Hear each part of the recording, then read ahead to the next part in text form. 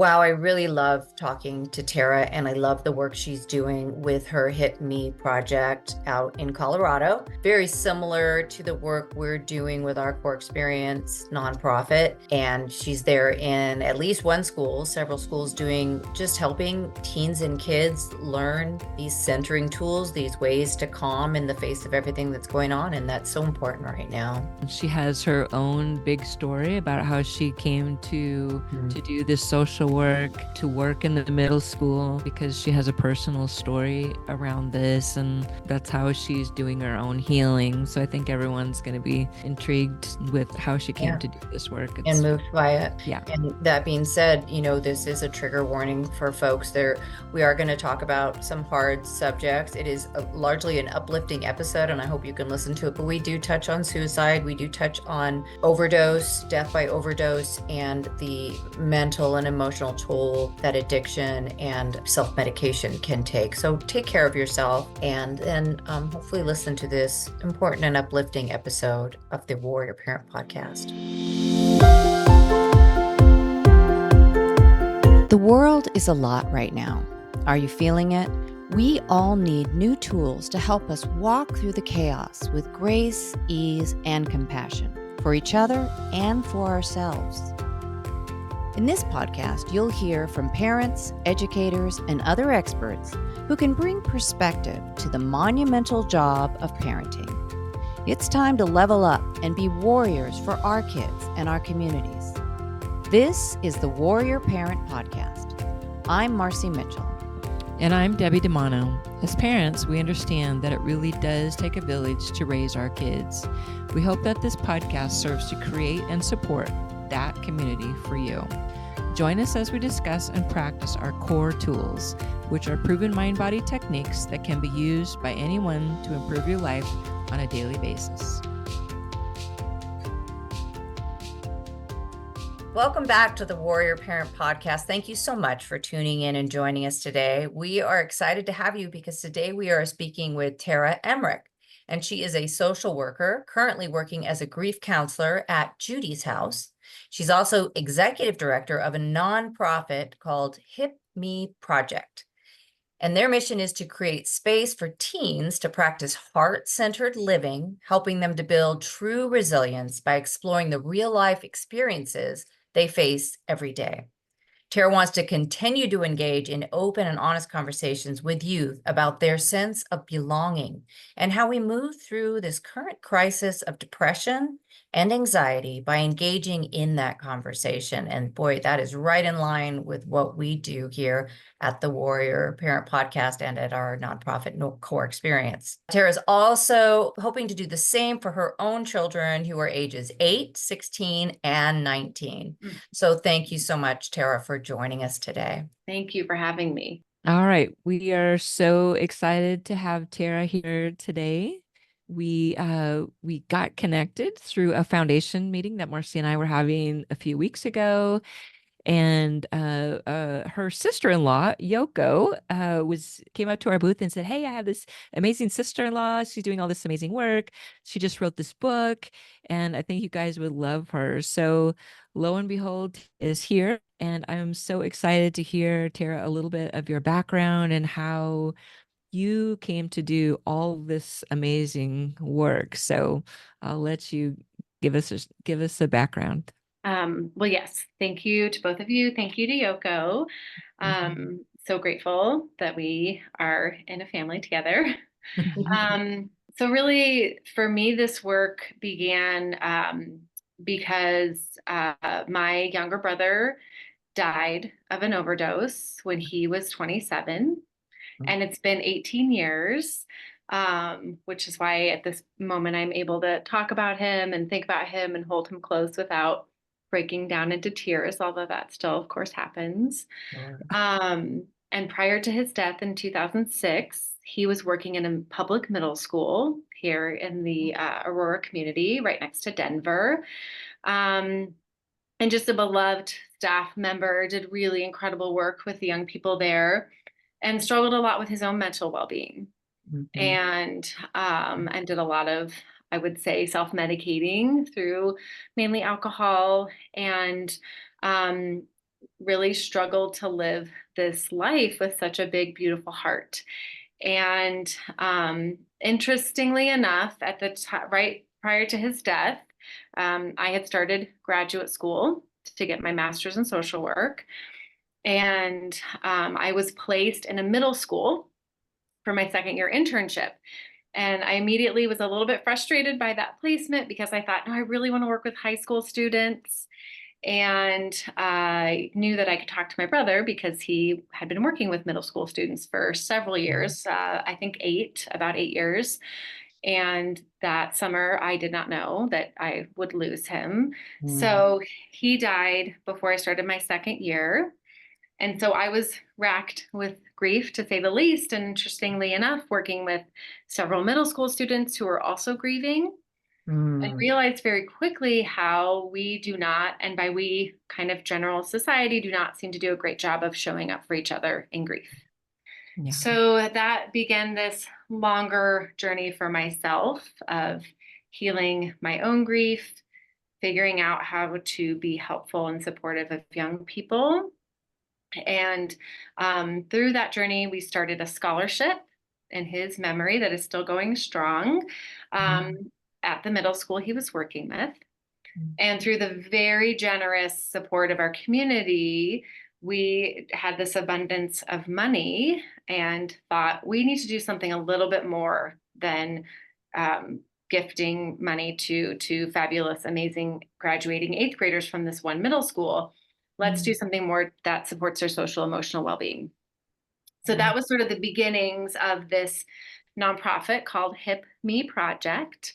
So the me is for my brother, Matthew Emrick. And the hip is because I so happened to be married to an amazing human who is a pediatrician. And he started a pediatric practice that we call HIP, which stands for Highlands Integrative Pediatrics. So the hope with the joining of all that is my brother and all the work he was doing in the world, as I'm finding my way as a social worker, and my husband and his integrative pediatric knowledge and practice, we just want to do better by the young people in this country because, wow, do they deserve so much better than they've been given. So the hope is really to just engage with them, meet them where they're at physically, whether it's at a school, a community center, my husband's pediatric practice, and then meet them where they're at emotionally and really remind them of the thing that we all know to be true, right? But remind them that we absolutely need them, that their voice is so important, and really push against, I think, the culture of not wanting them to feel empowered and all those pieces. So that's kind of the long storyline. Wow. That's how we got here. Powerful. Wow. That's a really Wow. powerful I story. know. Thank You had me in tears a little bit there. Marci and I are just coming off a rough month of suicide yeah. awareness discussions. And this is the perfect segue to move into emotional health. And this is something you talk about, advocating for children. And we are so aligned with you around this discussion, feeling like kids need a voice. They need to be seen. They need to be heard. They have so much to teach us, right? And we just need to show up and listen. And meanwhile, of course, the parents need to do their own work around this, right? So that's the tricky part. So we were having this discussion earlier with Tara about how we are aligned around our youth and around heart-centered training. And, Marci and I are all about the tools. And I want you to tell everyone here the tools that you're using. You talk about social emotional learning. Tell us about some of the tools that you use with the kids to empower them. So I think we're at this interesting moment where, and when I say we, I just sort of mean the collective we, right? Yeah. There's been this pull towards, again, remembering the importance of mindfulness. And so a lot of mindfulness-based type of education finding its way into the schools. And what I have found, maybe this is true for you also, is it hasn't landed maybe as well as I think many of us would have hoped. Yeah. I don't know Yes. why that is. Yeah, I mean, I have some ideas. My main idea is that we just don't really support that way of being in this country Yeah. in particular. Um, Yeah. we're about rushing and producing and showing off versus showing up. And I Hmm. feel like we are not encouraged to slow down Yeah, and to it's take a not really in keeping with capitalism, That's nor it. is it in keeping with patriarchy. It's That's just right. not the society we have built Yeah. is does not value this. They'll even call it soft skills when they are Yeah. the most important skills that you can have, because That's right. they're how to be a human, how to show up in the world as a centered, loving, kind human versus how do I get mine? How do I get on top of someone else? How do I have my power over? And that's just unfortunate. And what I think we all know is the beautiful thing is that these newer younger generations are not interested in that. They're not having it. They're not, So true. they see the dysfunction in it That's right. and they're Yeah. saying, what? Like, that doesn't make sense. I don't want that. I don't want to work 40, 50, 80 hours a week until I'm 65 so that I can maybe retire and maybe, scrape by or whatever. Like, I want to live my life. Hmm. Yes, I agree with you. And I think to your point, many, not all by any means, but I think many of the well-meaning adults, Mhm. especially in the education system, who were hoping to kind of bring that mindfulness practice or teachings into the schools in general. Yeah. I think a lot of the students could see sort of right through us. Like, you're not walking that talk. So I know you're Yeah. telling me to take a moment Yes. and take a deep breath, but I'm not going to do that. That doesn't work for me. It's Like, so true. you're scattered and Yeah. anxious and crazy, and Yeah. I feel the frenetic energy. Yeah. And then we're not doing enough to keep them physically safe. And so if they're not Yes. physically safe, I don't know Yes. how we expect them to then feel like they can be energetically or mentally safe, right? And we Yeah. know enough now about what trauma does to the brain and all those pieces that make it so challenging to be educated the way that we think that we're supposed to educate, right? So it's this like messy soup of we're sort of trying to step into this more mindfulness way of being, and boy, are we so not getting to that place. So it's, Yeah. maybe not fair to blame all the grown-ups, but I feel like Yeah. that's one of the main reasons Yeah. that maybe it just hasn't landed a little Yeah. bit more. It's just Yeah. not as easy as we want to. I mean, it can be simple and not Yes, easy. And I think that's kind of where we are, but it's still so important. it's Yeah. so important. Yeah. Marcy and I have really struggled with the trying to get into the school system. We're in and we're out, and then we're in and then we're out. And then we mentioned social emotional learning and we're out. Like, Mhm. it has been just one thing and another. And so for us, that's why we have pushed to get into some of the nonprofit areas. They're much more open to this sort of thing. Yeah. There's not all the hierarchy, right, that you need to get through in a school system.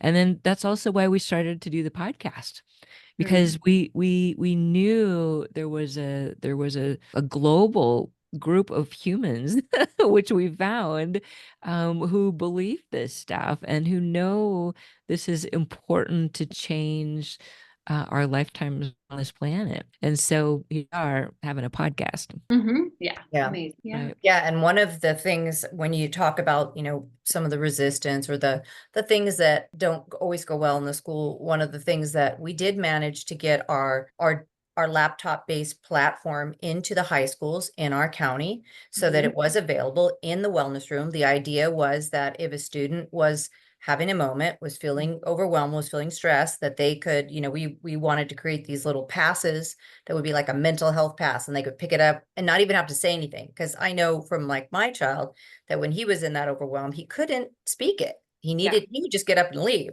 So to Yes. be able to take this out, put it on your desk, step out to go for 15 minutes to the wellness room and have an experience. And so we were excited that we were bringing this and it was going to happen.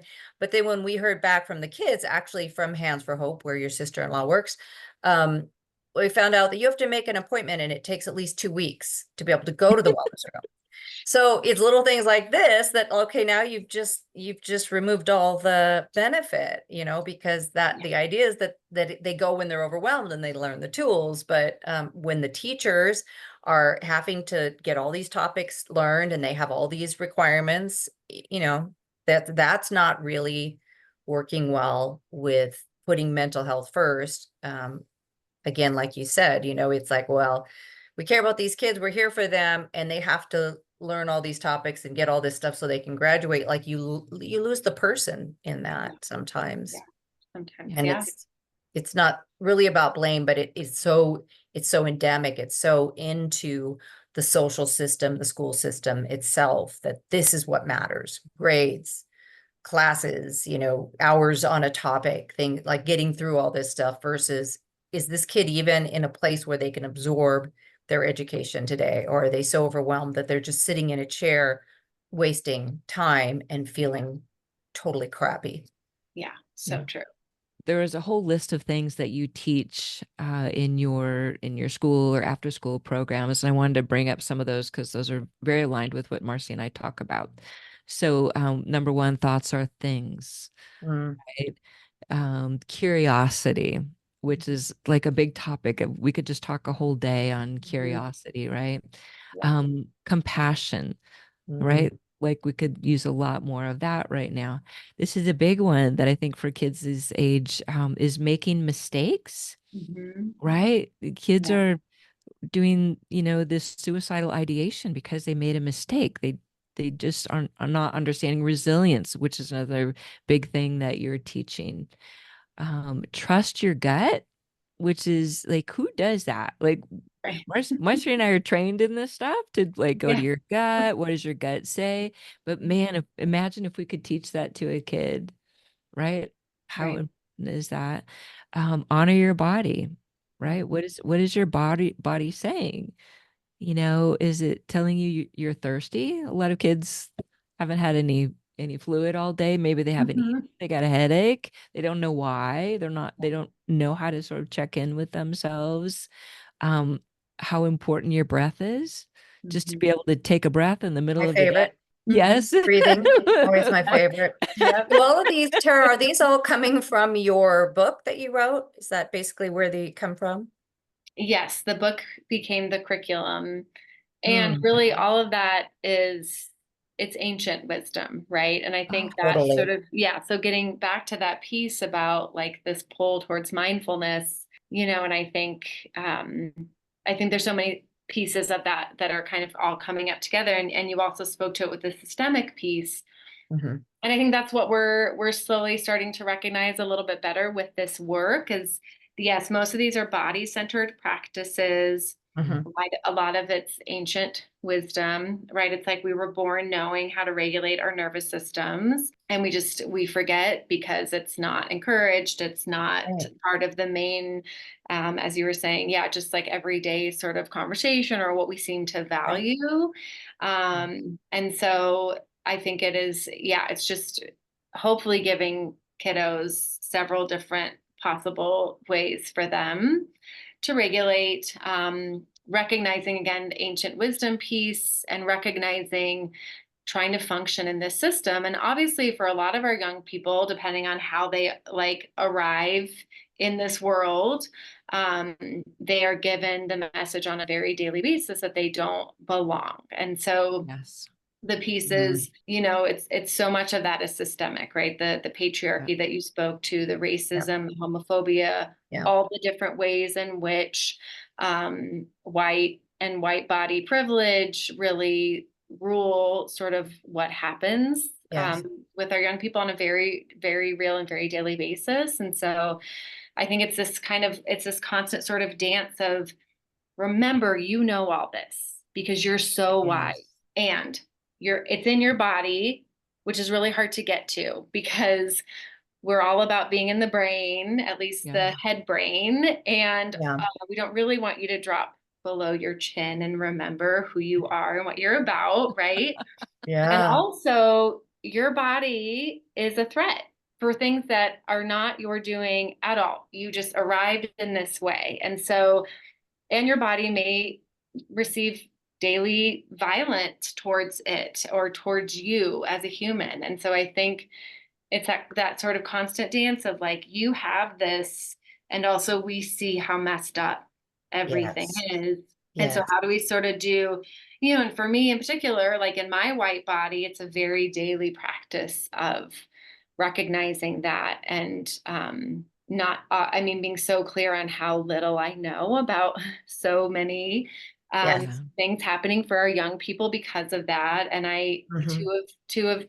I'm raising two daughters who are both young women of color, and their daily experience is vastly different from mine. And so I think it's just this constant sort of like, yes, this ancient wisdom, it, let's remember, let's remember, how to find our breath. Let's remember how to notice, like you said, am I thirsty? Oh my gosh, why haven't I, had any water today? And also maybe that's because the system that they're in is not allowing bodies Yes. to be bodies, right? So there's Yeah. so many pieces of this puzzle, I think. Yeah. Yeah. And I appreciate that you brought up, this privilege, this white privilege. And I know there's reactions to that. I know sometimes people hear that Sure. and they can say, oh, I wasn't privileged and I grew up in poverty, or I grew up with this, and yes, and all of that's valid.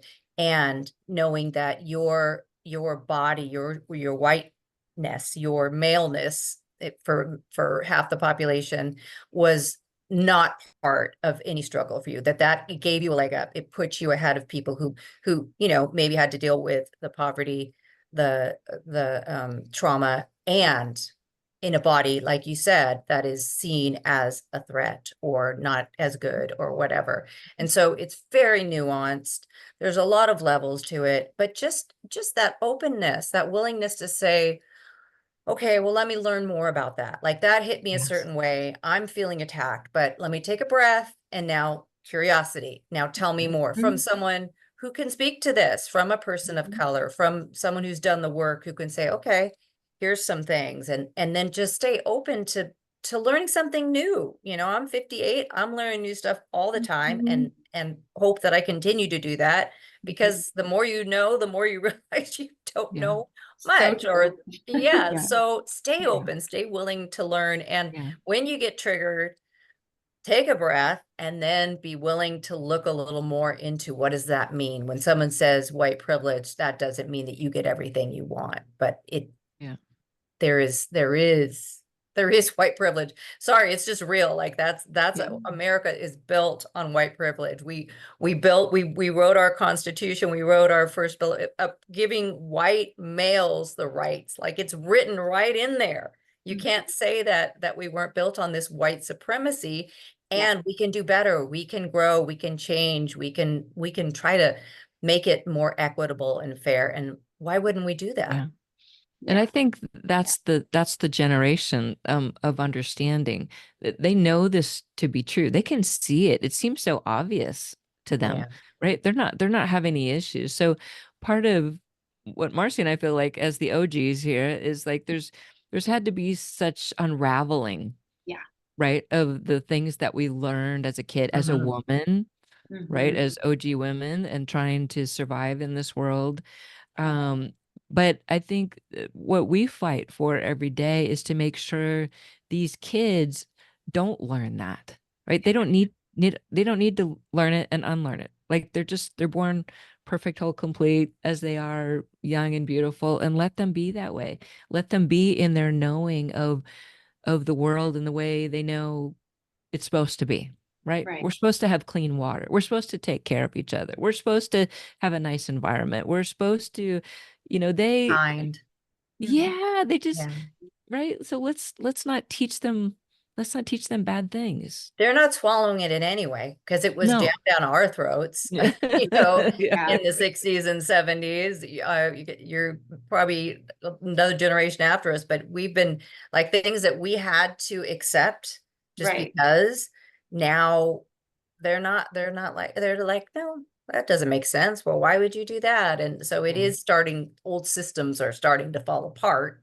which Right. is yay, but it's Yeah. also ugly when things start to fall apart and there's a lot of resistance. And Yeah. Yeah. So true. I I love want that to, you have the student council or the teen council. Talk a little bit about that and how you have empowered these kids to kind of to help you just in what we're talking about, learning what's going on with them and how we can serve them and how what it is they're dealing with that Yeah. that they need this empowering.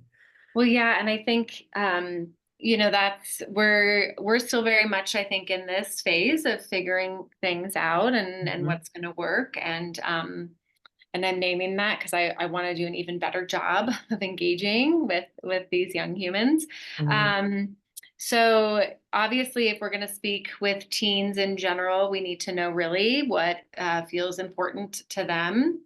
Right. Um, and obviously that can, that shifts based on who they are and what they're about. But Sure. yeah, it was just it became very obvious eventually that we needed more of their voice in the programming. And are Mhm. we even talking about things that you want to talk about? Is this the way that you want to have these conversations?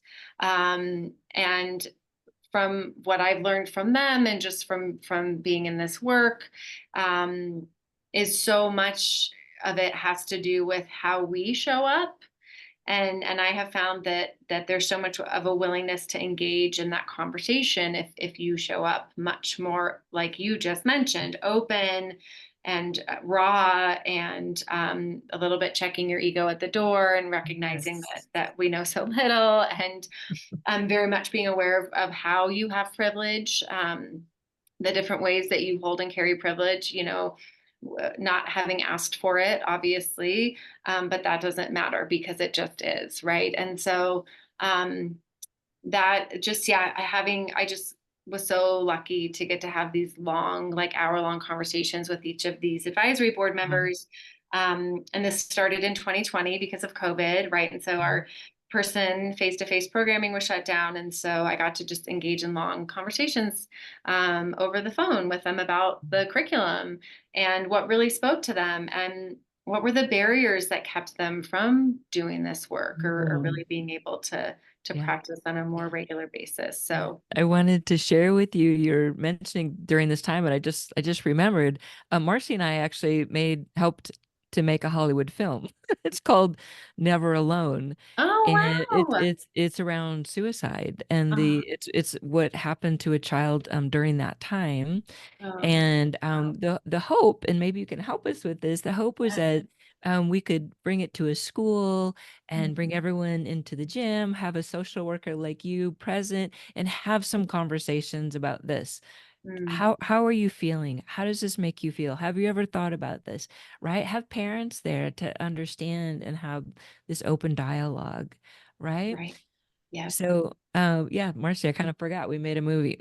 That's amazing. Things have been Oh, moving that's pretty amazing. fast. Yeah. Yeah, yeah. If you're looking for that, if you Google Never Alone, the musical, it's Mm, easier to find it Musical. because there's been other movies with that name, but it is a okay. musical, and it was all of the music was written by one of the main characters in the movie, and it's really beautiful.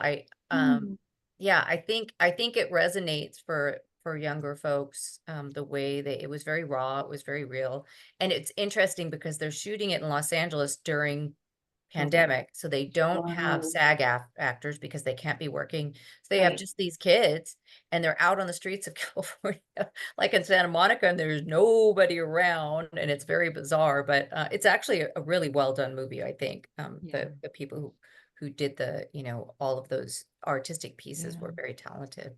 That's amazing. Yeah. Yeah. So I want to hear about your book. I think we're running out of time, but I do want to Okay. hear about your Yeah, book, and I want to be definitely. able to get your book and Yeah. share Oh, it with thank all my you. friends. Yes. Yeah, I mean, I think the book came out in 2019, I think. Is that Oh. right? Now I can't remember.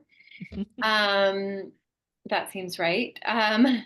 But really, it has become this curriculum. And Ah. so I think at some point maybe I'll get to put out a second issue of the book because there's things Mhm. in there already that I would like to change. Yeah. Although I think the 13 foundations, which our program's called the Foundations of Belonging, right? And so there's this idea that there are these 13 foundations. Is that the name of the book? What is the book name? The book is 13 Reasons Why You Belong. Oh, yes. which is a really interesting, yeah. And there's, you know, we don't need to go into the whole reason that that title exists. Although that was, yeah, loosely, it was based on this book that became a Netflix series that started a bigger conversation about suicide and self-harm. And I really felt frustrated that we just weren't giving better messaging to our kiddos. Like, yes, we need to have these real and open conversations and also Absolutely. not glorify and right. So there's all these different pieces of that. But again, just a reminder of belonging and mattering. If you know that people really do matter and their voices matter. And so yeah, so now the book, we're pulling those 13 foundations and using them each time we go in to work with a group of kiddos, either in a school or community-based organization. And there's different tools that come in with each of the themes as well. And my hope, well, I'll speak to this first. My hope is with the second, hopefully, iteration of the book. I have had the honor of working with this incredible now junior in high school.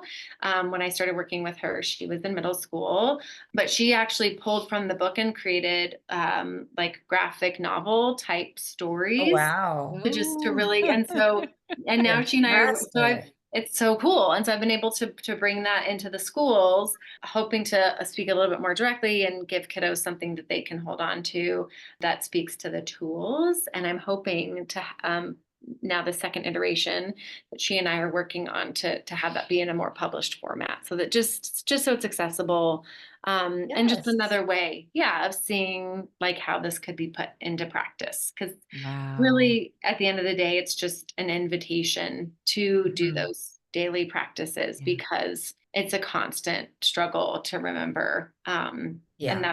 that's not the kiddo's fault. That's really society's fault that they Yeah. Yes. that they're having And to. bringing those different ways of accessing it, because Yeah. different things are going to resonate for different people. When Debbie and I were doing the workshops, we would always say, you know, we're teaching you whatever, 6 or 7 or 8 tools today that are designed to make you more centered and make your life better. But even if just one of them resonates, that's fine. Like, find what works Yeah. for you. And if you bring it in a graphic novel, then you're going to get kids who might not have sat down and looked at it otherwise. So that's Yeah. beautiful. It's getting Yeah. all along I think what we all want to do is get these tools into the hands of kids and families and people so that they can use it, so that their life can be better, so that the lives around them that are better, so that it ripples out. And that's how we change the world, basically, Yeah. for the better. Yeah. So You're right. And that family system piece is really important too, I yeah, think, right? Because it it's one thing is. to ask our kids to regulate, but boy, do we as families need to be doing that. Yeah. Yes, Yeah. everybody needs to regulate, especially right Mhm. now. And Yeah. Yeah. yeah. And again, another opportunity to be open to something new that's going to make your life better. So Yeah. why wouldn't you? Wow. Yeah. Tara, thank you so much. Yes. Thank you both. I'm so excited to have met you. I'm hoping we Yes. can do more work, and hopefully we can have you on again and talk more about Yeah. the second release of your book. Thank you Before both. before you Yeah. go, where can you get the book? It's on Amazon, which is, Okay. an I know. interesting, I don't know, I Amazon. know, Amazon, right? We Yeah, all have put the it in. feelings about Amazon. It's They've on made it way Amazon. too easy for us, I but know. Yeah. And it's, I don't know, it's like $10 or something. It's, yeah, just because it's a very small, short. yeah, So Love it. which yeah. is what we need because our attention spans are Yes. shorter, as we know. And then your website for Hip Me Project. Yeah, that's just hipmeproject.org.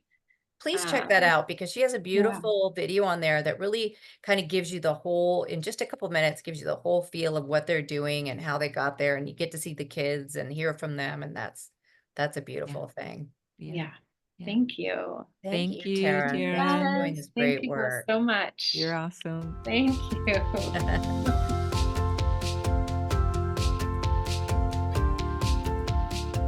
And now for your core mental health break. This is your opportunity to take a moment to support your mental wellness, your peace of mind, your own ease and grace. Take some time every day to support your mental health. You deserve it, and it matters. Pause. Receive a deep breath. in through your nose, filling your belly, allowing it to expand. Pause. Release the air through your nose, slowly.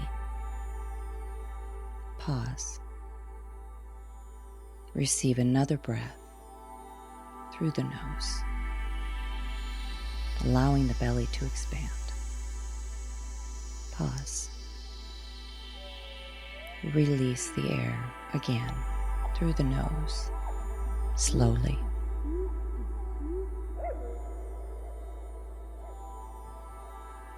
Receive one final deep breath through the nose, allowing the belly to expand.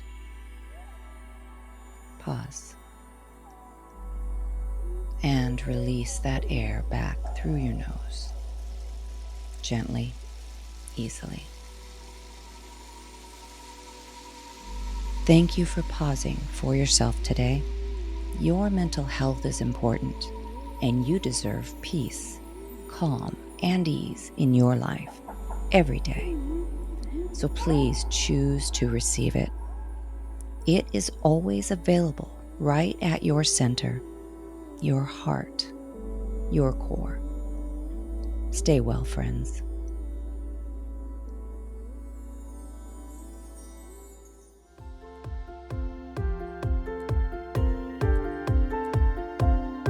Thanks for listening to the Warrior Parent Podcast, which is a production of our nonprofit, Cour Experience, who also creates and distributes Cour tools.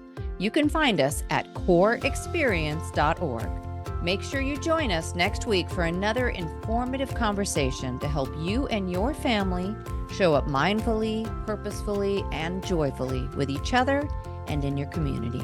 Our Core Tools platform consists of a number of proven tools and techniques that are designed to reduce stress, anxiety, and overwhelm in spite of what's going on in your world. We want to thank Samuel Hale, LLC, for sponsoring this podcast. Technical and marketing support comes from Inspire Your Brand. Our podcast editor is Justin Beeden. Opinions expressed by guests do not necessarily reflect those of the hosts, the producers, or the financial supporters. I'm Debbie DiManno. And I'm Marci Mitchell. Thanks for listening. If you resonate with the idea of creating a community to help support kids and families, won't you join us by following the podcast and sharing this episode? You can even write a review. It truly does take a village, and we appreciate you.